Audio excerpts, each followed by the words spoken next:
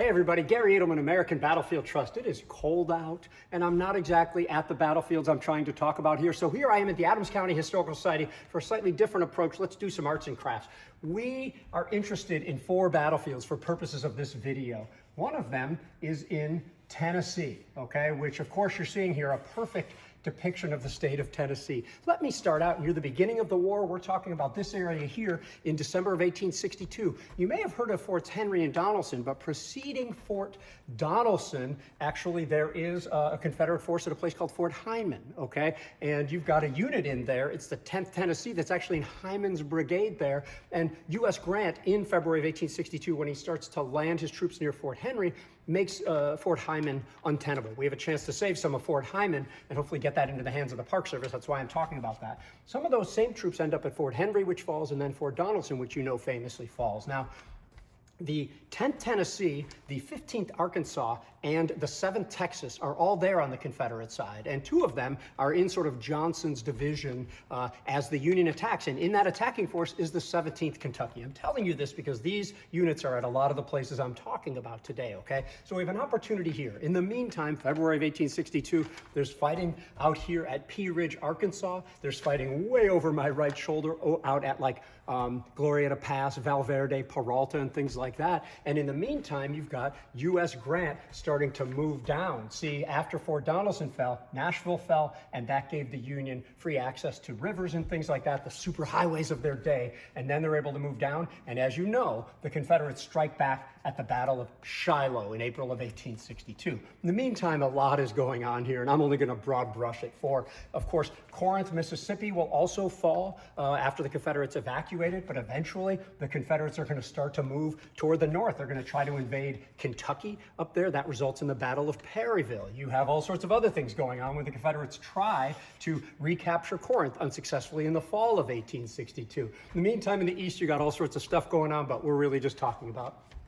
the Western Theater. U.S. Grant is trying to capture Vicksburg way over here along the Mississippi River here, and eventually those things will come to fruition in July of 1863, same time as the Battle of Gettysburg, of course. Man, some people call that, you know, the turning point of the Civil War. It's certainly one of them when you look at those 2 together, okay? In the meantime, you've got Confederates, who have been kind of lost at the Battle of Stones River or Murfreesboro, but at least they left first, and they're going to end up leaving this way. I think you know what's going to happen next. After a campaign called Tullahoma, in which the Confederates are flanked out of Chattanooga, Tennessee, right there, the Union's going to triumphantly go into Georgia, where they'll meet some disaster at the Battle of Chickamauga, and back to Chattanooga the Union Army goes. This is under Rosecrans. Grant, having captured Vicksburg, moves toward Chattanooga and helps to feed the Union troops. That's a result of the Battle of Brown's Ferry. He kind of took somebody else's idea for it, but he's able to do that at Brown's Ferry, and we have a chance to save some land at Brown's Ferry as part of Chattanooga. Now, the units I already mentioned are fighting in the battles of Chattanooga. This is November of 1863, so we're talking about Orchard Knob and Lookout Mountain and Missionary Ridge, Tunnel Hill. The Confederates here are under people like Tyler and Govan and Claiborne and Granbury here, and you've got the Union troops of the 17th Kentucky there as well. So those same units are here at Chattanooga, okay? In the meantime, a whole lot happens. After Chattanooga, the Union is feeling good. Sherman starts to move in the Atlanta campaign. Of course, he's going to capture Atlanta by September of 1864. In the meantime, the Confederates evacuate that, but they don't follow Sherman as he marches to the sea. They head up on their own invasion to try to recapture Nashville. That results in fighting at Spring Hill, where we also have the chance to save some land. And man, one of those Confederate units I'm talking about was right there along the road as Schofield's Union Army marched right past it. An unbelievable escape. And then these units are all in and around the Battle of Franklin, fought the next day. So now we're talking about November, the end of November of 1864 here. Lincoln has already been reelected. It's not looking good for the South. And in the meantime, we then have another state to add here, okay? Because, and you see just the perfection of my geographical skills here. You got North Carolina over there. Incredibly, some of the troops who were here after the Battle of Franklin and then Nashville, the Confederate Army of Tennessee almost ceases to exist, but 4,500 of them, in a weird way, by rail and other ways, make their way to North Carolina, where Joseph E. Johnston, the commander, can do no more than annoy Sherman. But here comes Sherman after his march to the sea. He then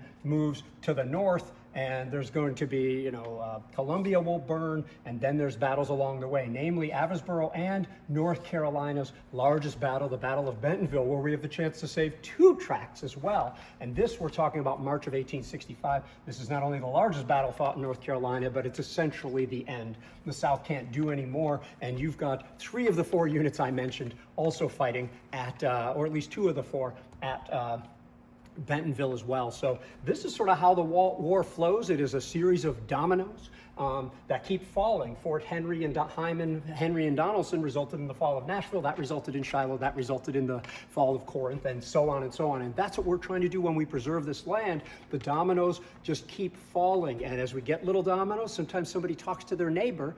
So if a domino is a track, they'll talk to their neighbor, and we'll get another one and another one. And we're trying to build a puzzle here, and the puzzle, when completed, are battlefields, okay? One more thing. I've been working all last year with my friend Bob Zeller and our good designer Jeff Griffith to make a book called Battlefields in Focus, where we have a new book coming out that will depict historically and modern a lot of the battlefields you've helped us to preserve east and west, and some of these battlefields are in it. If you give $50 or more, you're going to be sent this brand new book. It's the only way to get it as of right now. And then lastly, some of your funds, we hope, will also go to animated maps. They're really popular. I think some of you are familiar with what I'm talking about here. So hopefully you can support our animated maps, where we're going to make one for Bentonville. We're going to make one for Chattanooga. And we're going to cover as much of the Civil War and the Revolution in 1812 as we can through this admittedly expensive but super compelling format. So we hope you can get involved. I'll put all the details about the transactions in the link associated with this post.